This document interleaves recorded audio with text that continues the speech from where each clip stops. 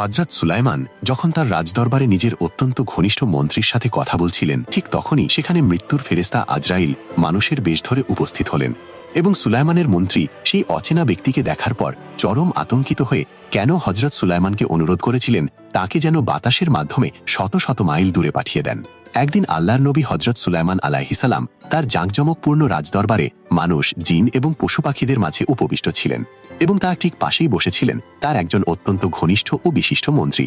এমন সময় হঠাৎ করে মৃত্যুর ফেরেশতা মালাকুল মউত আজরাইল মানুষের বেশ ধরে সেই দরবারে উপস্থিত হলেন এবং তিনি সুলাইমান আলাইহিস সালামের সাথে কথা বলার ফাঁকে বারবার পাশে বসা ওই মন্ত্রীর দিকে খুব অদ্ভুত, তীক্ষ্ণ এবং বিস্ময় ভরা দৃষ্টিতে তাকিয়ে থাকতে লাগলেন, যা দেখে মন্ত্রীর বুকের ভেতর ভয়ে দুরু দুরু কাঁপন শুরু হয়ে গেল, কারণ মালাকুল মউতের দৃষ্টি সাধারণ ছিল না। কিছুক্ষণ পর ফেরেশতা দরবার থেকে চলে গেলে আতঙ্কিত মন্ত্রী ভয়ে কাঁপতে কাঁপতে নবী সুলাইমানকে জিজ্ঞেস করলেন, হে আল্লাহর নবী, ওই ব্যক্তি কে ছিলেন যিনি আমার দিকে এমন ভয়ঙ্করভাবে তাকিয়েছিলেন যে আমার মনে হচ্ছিল আমি এখনই মারা যাব? সুলাইমান আলাইহিস সালাম শান্তভাবে উত্তর দিলেন, উনি ছিলেন স্বয়ং মৃত্যুর ফেরেশতা মালাকুল মউত।